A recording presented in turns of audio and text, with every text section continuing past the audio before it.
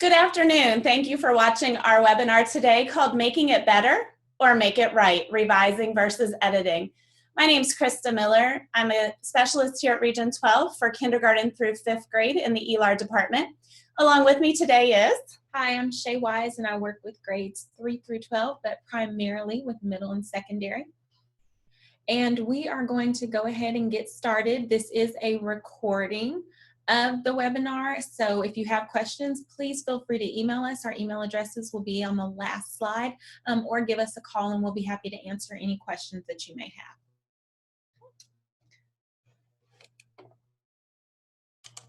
So getting started with this webinar, we decided the first thing to share was the breakdown of percentages for the 4th, 7th, and English 1 and 2 tests. So starting with the 4th grade, you see that there are going to be 8 revision questions for a total possible 25%, 16 editing questions, which will be 50% of the grade, and then 1 essay, which we know is expository, worth a total of 8 points, 2 scores, 4 points is the possible high. That's 25% of the score for a total of 100%. So when you move on to the 7th grade breakdown, it looks similar, but yet it's a little more balanced out. 13 revision questions for 28%, 17 edit questions for 37%, and then the essay, again, is expository, weighted a little more equal than the 4th grade with 35% of the grade, total possible of 16 points. When you move into the English 1 and the English 2 breakdown, there's 9 revision items for 13%, 9 edit items for 13%, 1 composition. For English 1, it's expository. For English 2, it will be persuasive. Total possible points is 16 for 24%. Now you see that's just 50% because in English 1 and English 2, it's a combined score. So this is just the breakdown of the writing only. So as Shay and I always do with our webinars, we also start with the TEKS. And so if you're looking at the vertical alignment, we just picked commas to show. And so if you look at 3rd grade, commas in a series and dates is the expectation. And you can see the progression as it moves all the way up through to English 1.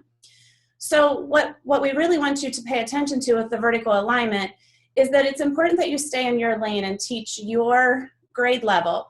But you also need to know where your students came from and where they need to go. And as Shay oftentimes talks with her older grade level teachers, so just in 8th grade, your students have to know commas after introductory structures and dependent, clauses, but that you're still responsible for everything that went all the way down to 3rd grade. So it's really important that you know your TEKS and are teaching to all areas. Okay, so one of the things Krista and I wanted to make sure that we made clear was the difference between editing and revision. You'll notice that the test is broken down and there are a certain number of questions that focus on editing skills and a certain number of questions that focus on revision skills. At the lower grades, 4th and 7th, there are more editing questions than there are revision questions, but then of course once you get to high school, then it becomes an equal number of both. Typically the revision questions are more difficult for students. The way that I try to explain that to teachers is that editing is based on a rule. We teach them a grammar rule. These are things you capitalize. These are things you don't capitalize. This is how you make something plural. This is how you make something singular. This is when you use an apostrophe. This is when you don't use an apostrophe. And so it's easier for students to attach a rule because there is a right or a wrong answer. Revision is much more challenging because we're not looking for right or wrong. We're looking for better ways to communicate our ideas. And so when you think about that, it's quite a subjective task because we're asking them to look at 4 different options of changing a controlling idea in a paper, 4 different options for how to reword a sentence to make it clear. And so you can see why students struggle with revision. Now, the unfortunate part is I don't think as teachers, we do a very good job of explaining to students that these are 2 very different and distinct processes that happen during writing. And so when you have a day in your lesson plans and you say, well, today we're revising and editing, that's a red flag for me coming into the classroom, because if you are truly revising, in other words, making changes to your writing, looking at how it's organized, looking at how your sentences are put together, making sure your ideas flow and they've been supported, there's no reason to be editing as well at that point, because you're going to be making so many structural changes to your writing that the editing won't matter at that point. And so we think one of the reasons why students struggle so much is we spend a lot more time on the editing, looking for capitalization errors, spelling errors, and not enough time focusing on the content of their writing, actually getting them to look at that controlling idea and are there other ways that we could write that sentence to communicate our ideas more clearly? Did we really organize this paragraph in the best manner? Do we have specific details? Did we use a good transition between these two paragraphs or these two ideas? And so spending a little bit more time working on the revision, I think we'll see our writing scores improve, because right now we find that they don't struggle nearly as much with the editing. Sure, there are some specific rules that they don't know, and so they do miss those questions, but there are a lot of questions that they miss in revision simply because they haven't had enough opportunities to practice revising. And so that goes back to the breakdown that we talked about at the beginning with fourth grade. When you first look at that and you see only 25% comes from the composition, oftentimes teachers say, well, then I shouldn't be spending as much time on the composition if it's only 25% of the score. But as Shay just said, the revision is the other 25% of that score. And so the revision through the composition writing time, that time that you're conferencing with them and talking about what revisions they can make to their piece that they are writing, to their essay or whatever you're having them write that week, is really important in helping them grow in that revision area as well. Absolutely, and Chris is correct, and we fight this battle a lot of, well, we're just going to work on the multiple choice part because the composition doesn't matter as much.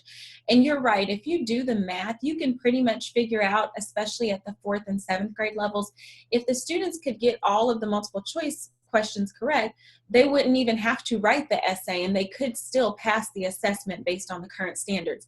However, I very, very rarely run across a student who can answer all of the multiple choice correctly, but then cannot write. Typically, if they can write, they can do the multiple choice items because they are good writers. They find those errors in others' writing. They're able to look at what's not being clearly stated in the essay and revise for those things. So yes, I know your natural inclination is scrap the essay. That takes far too long. It's too hard to teach. I don't have time to give them the feedback that they need. But you really do need to balance both, because students need an opportunity to practice the communication skills, because at the end of the day, they'll eventually make it to 9th and 10th grade where that essay does carry more weight for them, and that might be the thing that could bump them over the edge. And so please don't give up on the writing, even outside of the testing world. In real life, they need to be able to communicate. They won't have multiple choice responses when they're composing an email to a colleague or to their boss. So please don't give up on the writing, even though it may not seem like it's as important as far as state testing goes. So just to give you a sense of the difference in the two types between revising and editing questions on the STAAR assessment, the question on the left, Claire wants to strengthen the focus of her essay. Which of the following is the best replacement for sentence 10? And you'll see they have 4 options there, and they'll have to go back, look at sentence 10, figure out what part of that may be weak, and decide which of those 4 options strengthens that portion of the statement that was previously weak. On the right-hand side, you'll notice, how does sentence 23 need to be changed? There's a sentence provided, and then they get 4 options. Notice the 4 options are not the same.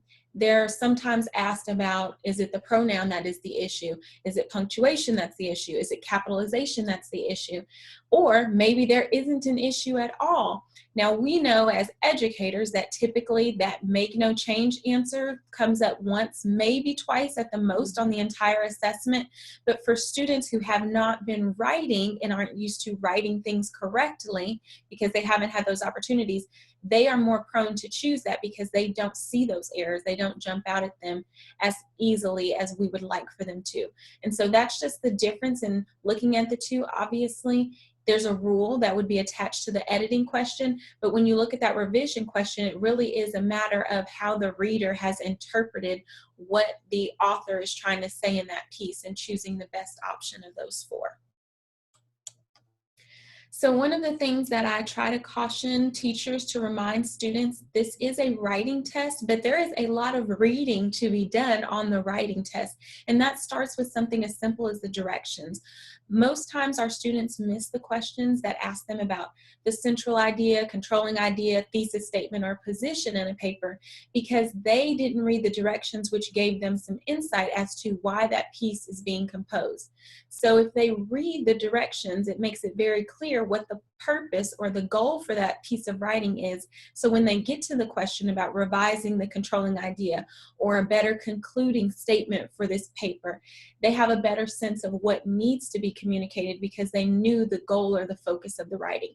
And so please encourage your students to read the directions, read everything on the page.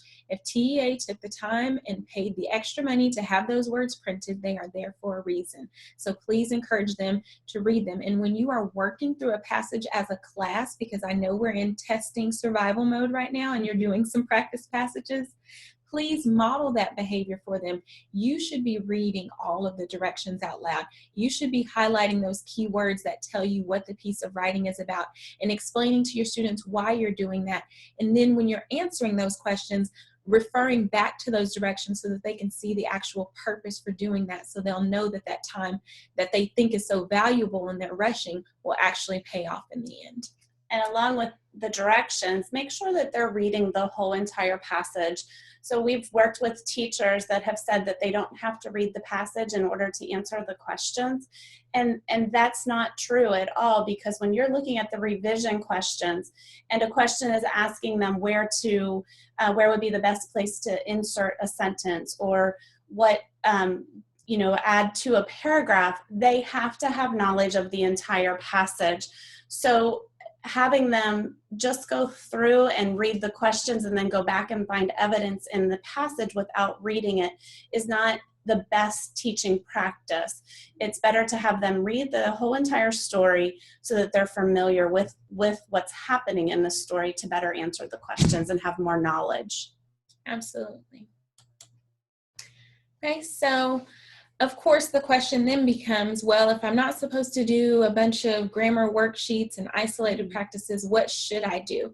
And so typically, I kind of resort to the Jeff Anderson method of giving students a correct sentence and asking them, what do they notice about it? What do they see about how that sentence has been constructed? Now, I will be perfectly honest with you. We have trained our students so well to look for errors that they look for errors even when they are not present. So the first thing that they're going to want to do is correct or fix this sentence. And I have to make it very clear, there is nothing wrong with this sentence. I want you to tell me what you notice.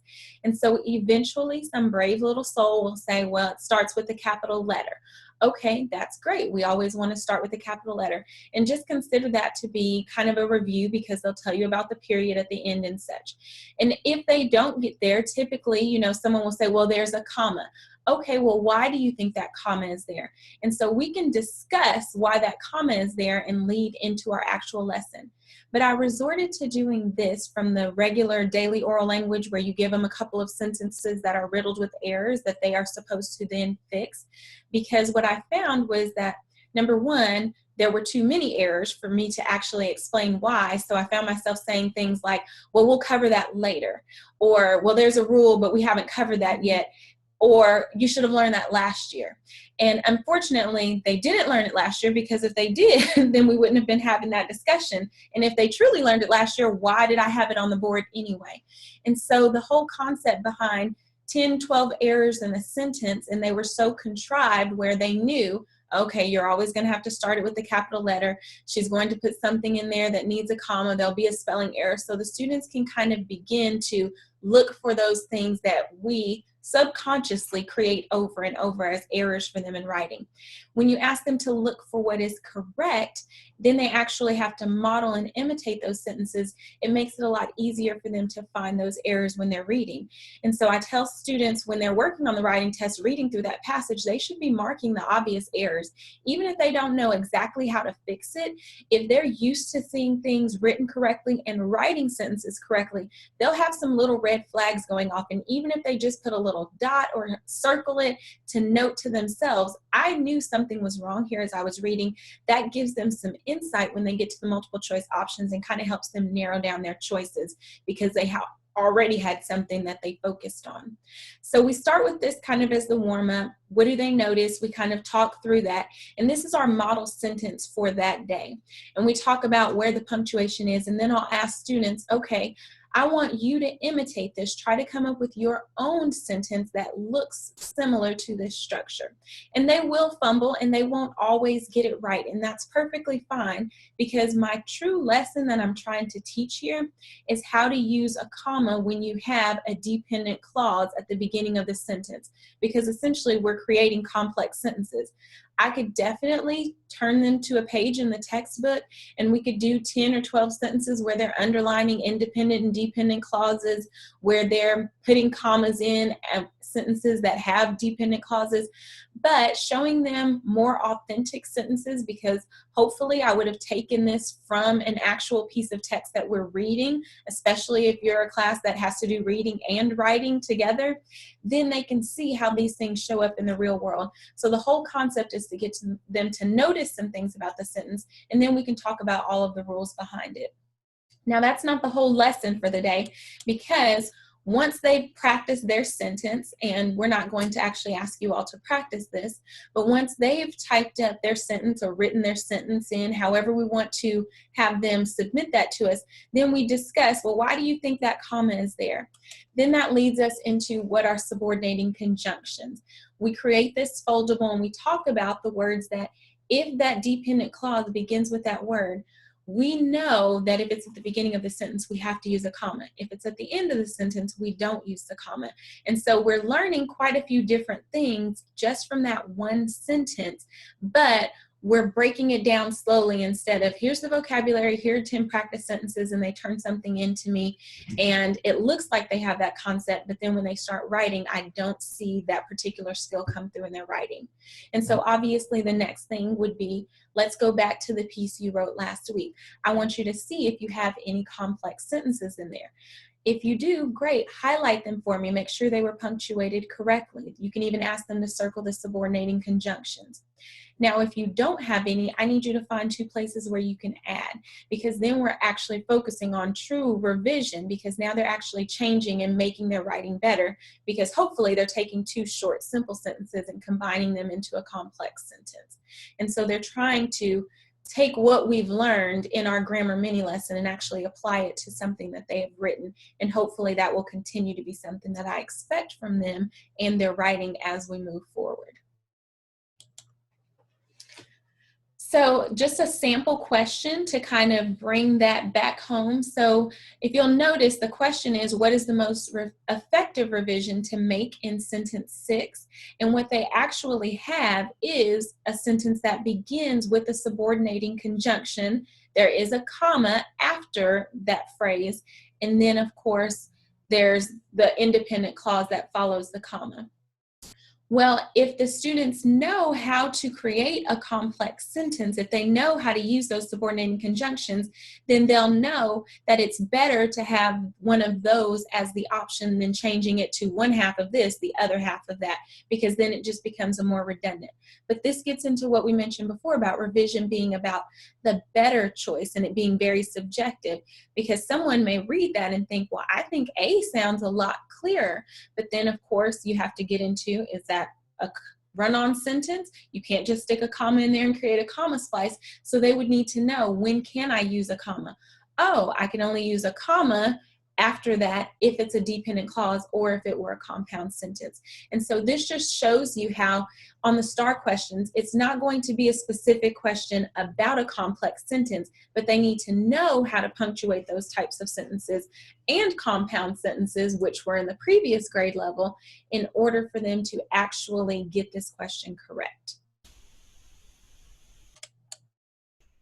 So probably one of the most frequently asked questions that I get when I'm out working with teachers in their classrooms is, what activities can you push out into centers for edit and revise? Are there any pre-made activities, any pre-made games? And that's a hard question, because the answer is really no, because when you look at activities off of Teachers Pay Teachers or other websites, there's some really good quality things out there, but then there's also some activities that maybe aren't to a high enough rigor, aren't STAAR aligned, definitely aren't to a high enough grade band. So this was just an example. I typed in 4th grade and focusing on conventions like capital letter and punctuation. And this was a little like Go Fish or matching game that came up. Cute little cards already made that you could cut out and push out into a center. But as you look at those, you definitely can agree that they're not of a high enough level for 4th grade and definitely not STAAR-like questions. So it's a waste of your time preparing an activity like this and definitely a waste of your students' time and not the best use of learning time if you're using centers like this. This is another example. Hold on, before you move on to that, because I do get to work with some 4th grade writing classes as well, and I do see a lot of these types of center activities. And the other thing that I try to impress upon the teachers that I work with is that when students are working at a center, especially when we're focusing on writing, there should hopefully be something tangible that the students can produce to show you what they've done. And so although these games are kind of a great little way to review some skills, try to make the majority of your centers have something where students are producing, because that's the only way you see the application of that skill. And so the other problem with an activity like this is they're simply sorting cards. And typically you're going to be at your teacher table. You have no idea what they've done with these cards, if they've done anything at all. But if they actually had to produce something or apply a certain skill that they were reviewing, then you could go back and you could make some decisions about how to regroup or reteach.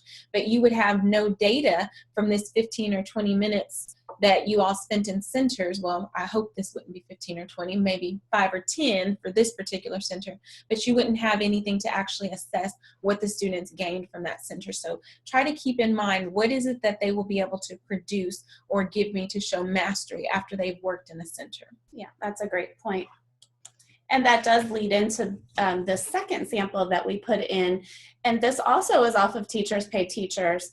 And to me, this is definitely something of higher rigor. And like Shay said, it's the application piece. It's the accountability piece.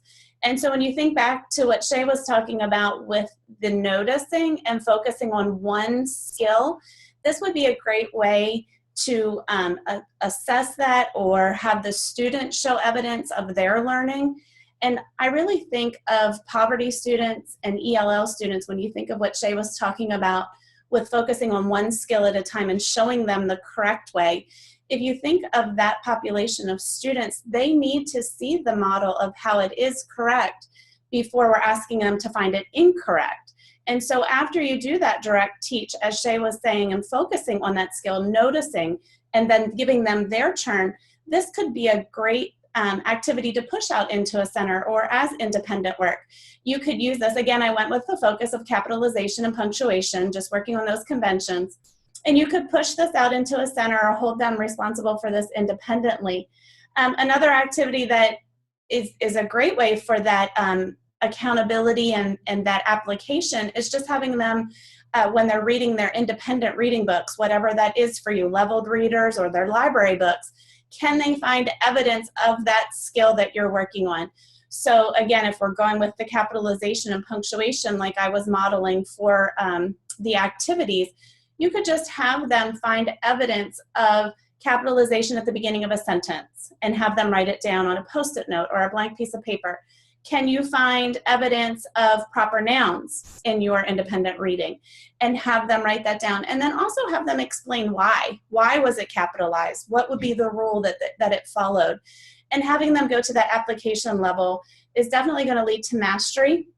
And as Shay said earlier in the webinar, if they can apply it, they can find it correct in a multiple choice. It's that application piece that's important. Well, and the other thing I was thinking as you were talking about this is this would be a great way to review the skills that you think you have taught, because a lot of times we feel like, oh, I know I've taught that, my students should know that, but taking the examples off and having them come up with an example, and so just giving them the write a sentence where there's a comma that separates a list of items. write using an apostrophe to tell time, those sorts of things. Whatever you've taught or we think that we have taught and our students have mastered, this would be a great way to give them a short little formative assessment, even a ticket out of the door, to see what are they actually holding on to. What do they recall? What do I need to reteach? I might need to develop a center to review some of these skills, but it would be a great way to kind of assess where they are and their knowledge of that. Yeah, and so Teachers Pay Teachers can be a great resource. And so I'm not saying don't use it. I'm just saying be very aware and very critical of what you're looking at. Make sure it aligns to your TEKS and that it's STAAR-like questions. Does it follow those STAAR stems? And the other thing with pushing things out into centers, just using the writings that they're working on. Whether you have just one class, if you're self-contained and you have the same students, take the names off of them and use those. Or if you have different class periods, you could use first period and third period, and again, take the names off. But again, that application piece of them looking at actual compositions, actual writings, and then focusing on the skill. So again, like we were focusing on with the Teacher Pay Teachers section, if it was punctuation and capitalization, have them just focus on that. That leads into this next slide where we want to talk about peer editing. So I was guilty of this for years when I taught. I would say to the students, get a partner and I want you to edit your paper. Well, what did that mean? You know, when I would walk around and they were off task, they were maybe having conversations that were about their paper, or they would say, oh, I think his story's great. They were giving me the best that they had because I did not model what peer editing looked like. And when I realized that if they can only write to a score point 2 at this point, and I'm asking them to peer edit somebody else's paper, the best that they're going to give me is another score point 2. And so when I really started thinking about that and realizing that peer editing is something that we have to direct teach, just like skills that we have to direct teach, we have to teach students how to peer edit. So that takes a lot of modeling, and it takes a lot of focusing on one skill. So it completely ties back to the piece that Shay had. If your direct teach was on commas, then they could be peer editing just for commas that day, or just conventions like that, looking at sentence structures, looking for subordinate clauses, compound sentences, but modeling that for students. And like I said, I was guilty of that for years because it just seemed like it was a good activity to do. After you write, get with your partner and edit the writing. They didn't know what that meant. And so it took me a while to realize that. And so that's something that we share with teachers a lot. If we're just saying, go get with a partner and peer edit, what does that mean and what does it look like? Well, and the other thing to consider with the peer editing is it is truly just editing if they're looking for errors. And so I know a lot of times, especially when I taught juniors and seniors, I wanted them to peer review. I wanted them to actually make comments about their thesis statement and whether or not their idea supported it, and if they gave strong examples. That wasn't what I was getting. I was getting focuses on capitalization and spelling and punctuation, and I would find myself very frustrated. And so I started giving them kind of a list of things that I wanted to look for. So they would have to write, what is this paper's thesis statement? How did they support it? And so our peer review went from a 4 or 5 little check marks, pass the paper back to your partner, to a very intense reading and analysis of their peers' paper. Now, obviously, seniors in high school are a little bit better equipped to do that, but I do the same thing now with 4th and with 7th graders. So when they switch papers, I ask them to underline or find that person's controlling idea. Where's their central idea statement? And if they cannot find it, if they're having difficulty locating it, knowing that they know the prompt and they just wrote a paper on the same topic, that's probably a good indication that that writer needs to go back and reconsider what they think their central idea is. And that's a great conversation to listen to 2 9-year-olds have about, well, where is your central idea? I mean, I was smiling from ear to ear to listen to 9-year-olds talk to each other and negotiate whether or not it was a good central idea that met the demands of the prompt. And so I think sometimes it's more about the way that we frame what that should look like. There's a place for peer review and there's a place for peer edit, and those two should not occur on the same day, because after they review and actually revise, then they need to edit, because hopefully it's close to its final stage. But if we're still revising, we're not in any shape, form, or fashion ready to be editing. And when you think about the editing, I like to do editing rounds with different partners. And so the first round, it might be looking for capitalization, as Krista said. So you have 5 minutes with your partner's paper. We're only looking for capitalization. And I love Jeff Anderson's, he has what's called express lane editing. So you give them a grocery list. They have a shopping list of things to look for. So these are the two things that I know we focused on this week. So in the first round, you're looking for capitalization. They have to provide a receipt, so to speak. Mm-hmm. So find 3 places where they use capitalization correctly. If you're telling me their paper is perfect, which a lot of students will say there are no errors. Okay, well, prove to me there are no errors. Find 3 places where it was used correctly. Or if there are errors, find the 3 places that need to be fixed, and you need to be able to communicate why. Think about the different level of cognitive ability that it takes to not only identify an error, but also explain why it is an error.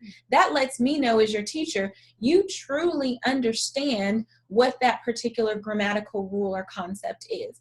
And of course, I know we're always looking for things to grade, and sometimes it's hard to grade peer review, but when they have that receipt to turn into you, or they have that sheet where they've analyzed their peers' writing, that is truly worth a grade. It's not just 100% participation because you were here the day that we did peer editing.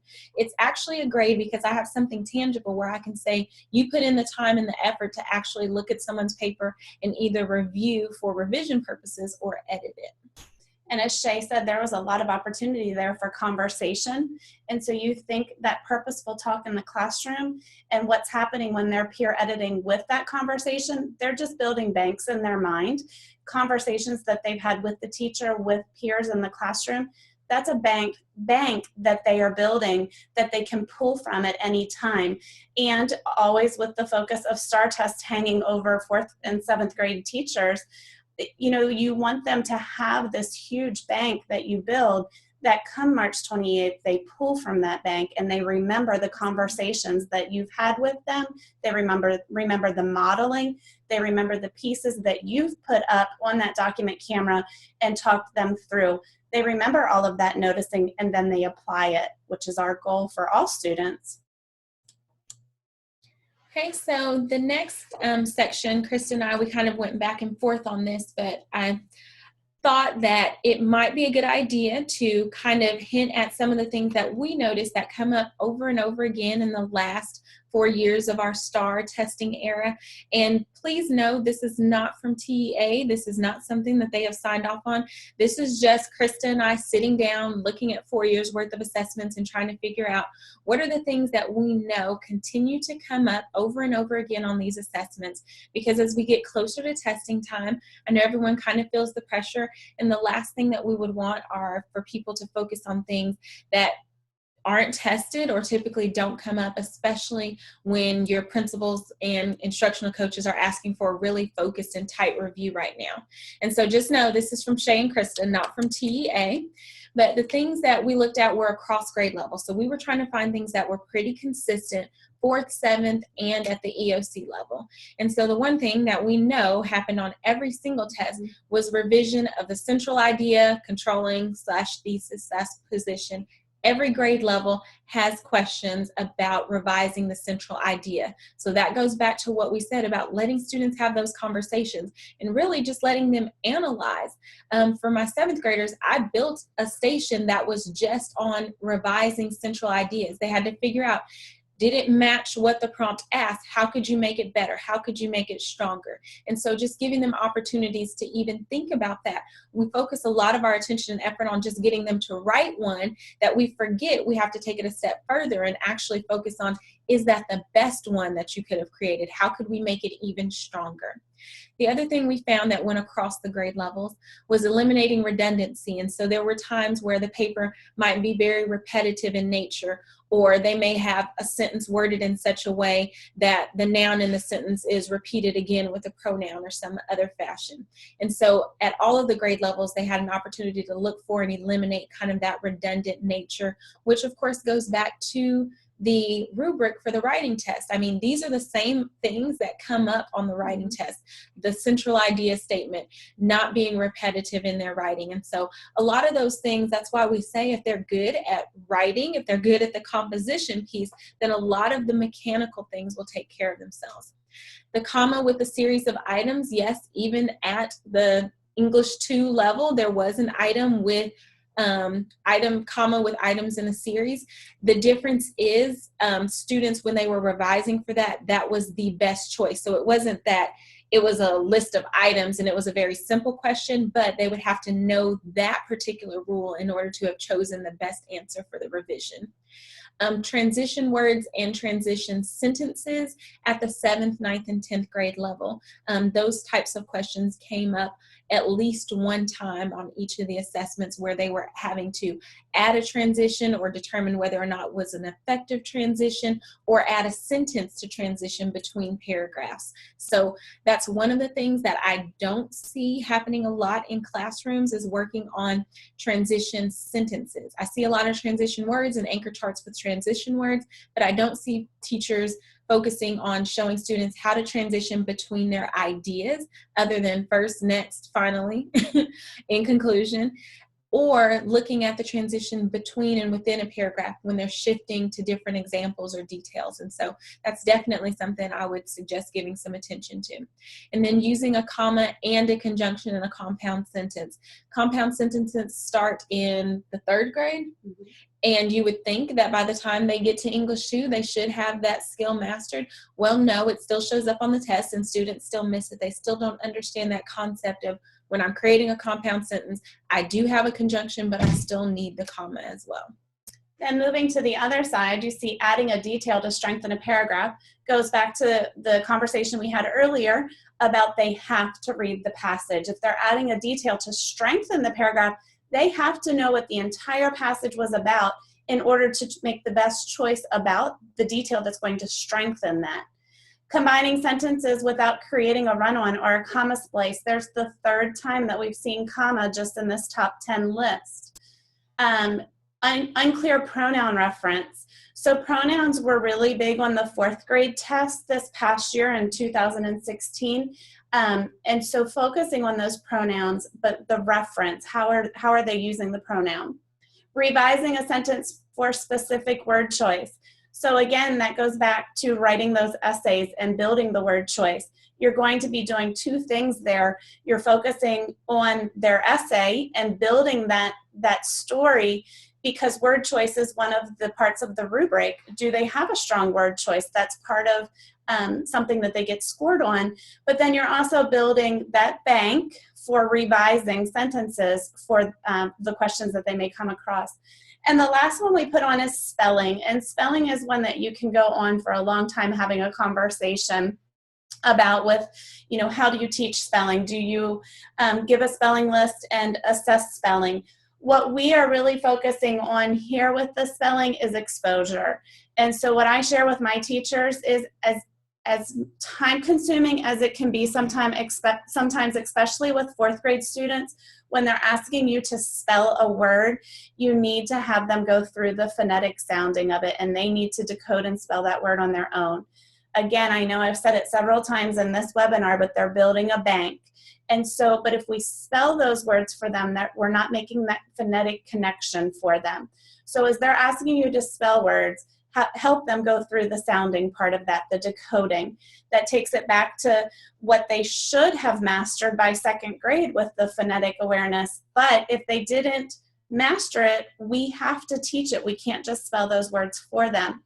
The other thing is exposure. So as Shay was saying earlier about using mentor text and bringing it to real life, point out words as you are reading that may have a different spelling pattern, and maybe have them just come up with words that they notice would be spelled like that word. An example from the 4th grade, from the 2016 fourth grade test, was then and than. So the only thing that changed was the E to the A. So when you are thinking about 4th grade minds, they don't always know what the difference is. What is the best choice? Should it be then or should it be than? So showing them things like that, because that's really about word choice. more than spelling in my mind, but having them talk through that and pointing out in mentor text, so that application piece. And so I'm glad Kristen mentioned that, because we forgot to explain that one of the things that we find is really vital to breaking down the writing assessment is going through each question and trying to figure out what is the specific skill that students are being asked to do.